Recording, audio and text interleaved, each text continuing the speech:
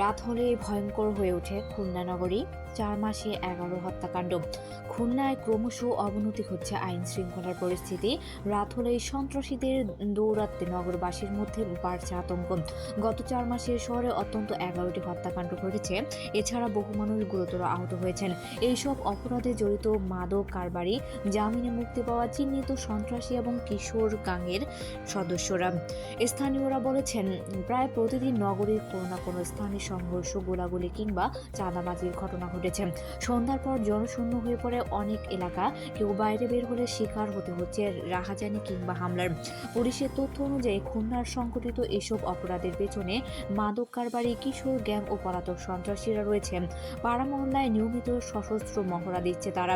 এতে বেড়েছে হত্যা, চাঁদাবাজি এবং ডাকাতির মতো অপরাধ।